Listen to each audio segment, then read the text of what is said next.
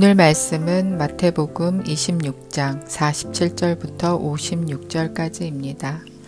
말씀하실 때에 12 중에 하나인 유다가 왔는데 대제사장들과 백성의 장로들에게서 파송된 큰 무리가 칼과 몽치를 가지고 그와 함께 하였더라.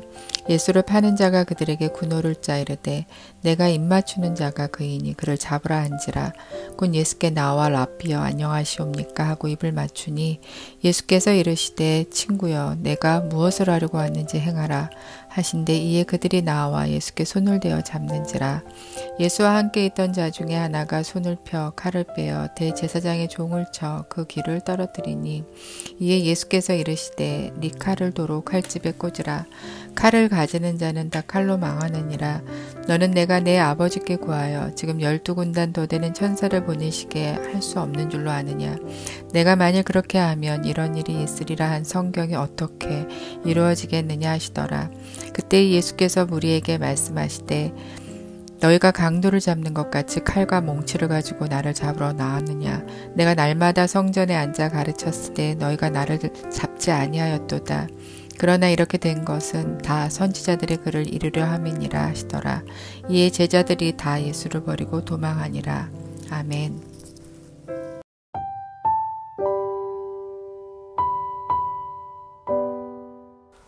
겟세마네 동산에서 마지막 기도를 마치신 주님 앞에 유다와 그가 데려온 병사들이 옵니다. 예수님은 한 번도 폭력적인 시위를 하신 적이 없음에도 불구하고 그들은 여러 무기들을 가지고 많은 사람들을 이끌고 주님께 왔습니다.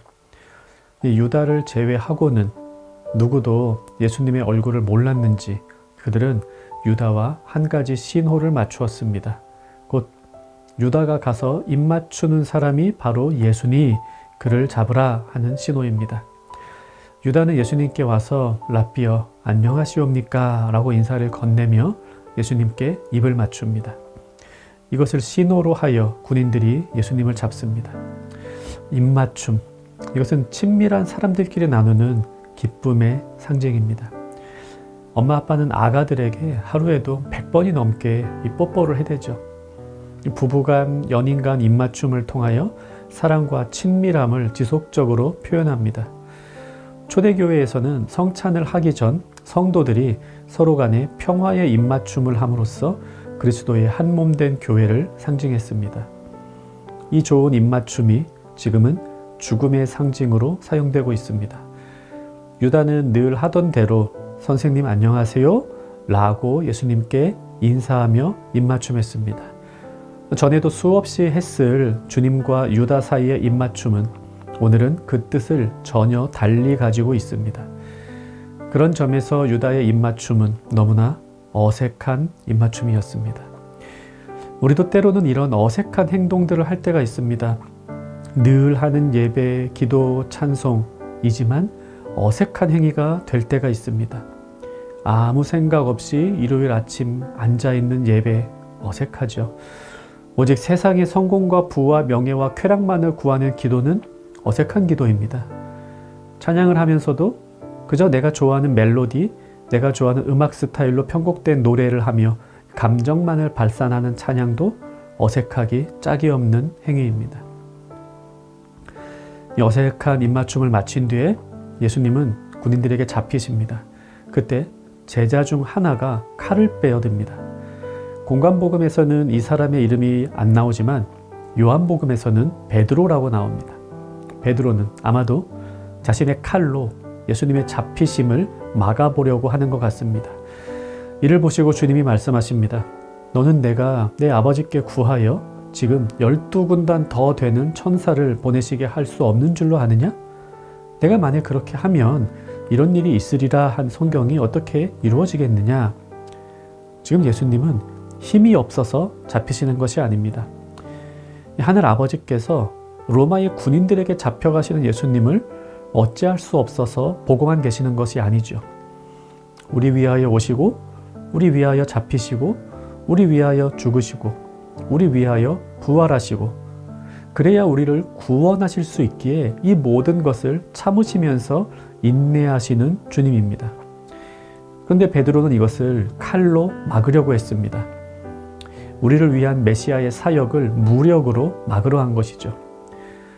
때로는 칼을 뽑아야 할 때도 있습니다.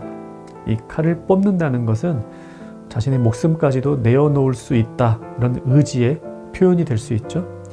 하나님 나라의 건설과 그 나라의 확장을 위해서 이 칼을 뽑는 심정으로 행동하고 살아야 될 때 있습니다. 그런데 베드로는 하나님 나라가 이 땅에 임하게 하는 바로 그 순간 칼을 뽑아 그 나라를 거부하려고 했습니다.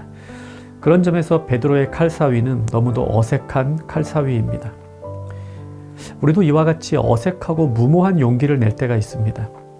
자신의 유익과 만족을 위해 어떤 일을 하면서 거기에 하나님의 이름만 갖다 붙이는 것, 어색한 칼사위와 같습니다. 자신은 지금 주님을 위해 고난을 받는다 이렇게 말을 하고 있지만 사실은 자신의 욕심 때문에 어려움에 처하고 있다. 굉장히 어색하고 무모한 칼사위와도 같습니다.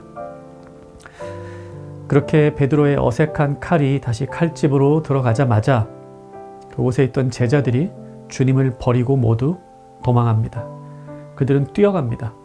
이 다름박질, 방황을 끝내고 돌아온 탕자를 아버지가 달려가 맞이했습니다. 그와 같이 죄인 하나가 회개하면 하나님도 이 버선발로 달려와 그를 맞이하신다. 성경의 약속이죠.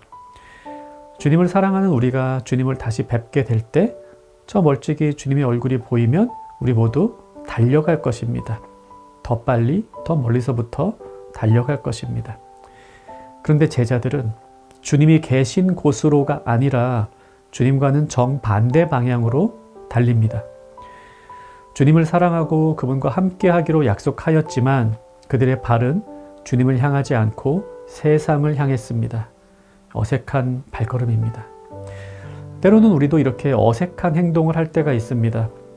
나에게 아무런 해가 없고 내가 바쁜 일이 없을 때에는 주님을 향해 달려오지만 이 말씀 순종하면 나한테 좀 손해가 될 것 같은데 지금은 내가 공부나 다른 업무 때문에 좀 바쁜데 이럴 때에는 주님이 계시는 반대 방향으로 뛰어가는 우리의 모습, 그것이 바로 그리스도인으로서 너무나 어색한 다름박질입니다.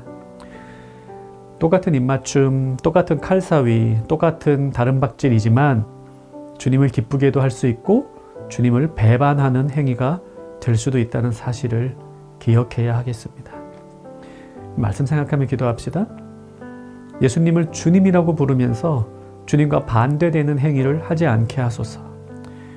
우리가 행하는 모든 행동들이 주님을 향하는 것이 되게 하소서. 오늘 하루도 주님을 향하여 달려가며 주님과 따뜻한 입맞춤을 하며 주님과 동행하는 종양가족 되기를 바랍니다.